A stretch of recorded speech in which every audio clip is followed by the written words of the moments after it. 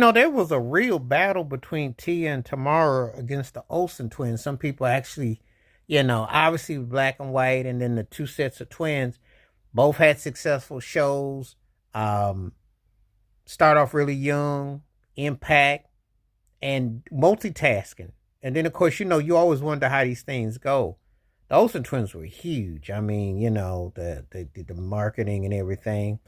But Tia and Tamara were too. Both shows got syndication. When you see how things like go into the marketing of everything, you're always kind of like amazed because it takes a lot of work to make and craft a hit show, a hit career. So much has to go into it, especially at a young age. And the interesting thing about the two sets of twins, growing up in the 70s, 80s, it was all about the boys. That's all they pushed on, especially young black boys and what have you, as far as TV characters and what have you.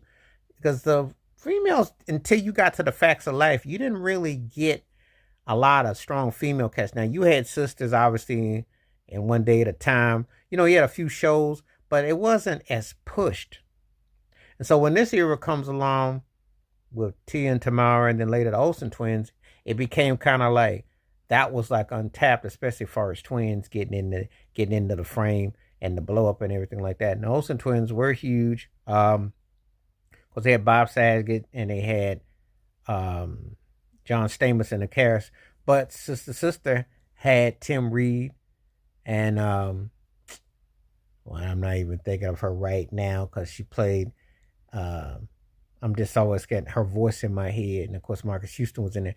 And someone gonna forgive me for missing out on saying, because I'm thinking about it from 227, and and just not writing it down, just trying to do it off the top of my head. But anyway, had a strong supporting cast. Both were extremely popular, and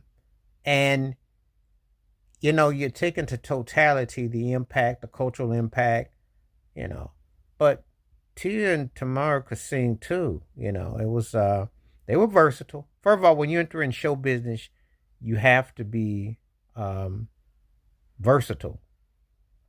You have to have your thing tight. You can't be a one trick pony because it's show business, very cold business, and the most you got to offer, the better.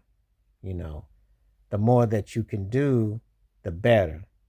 The more things they can get out of you, the better. So you're always going to be marketed. Thing about it is a lot of people forget with these teen shows and stuff like this. That was a 360 deal before there was a thing called a 360 deal.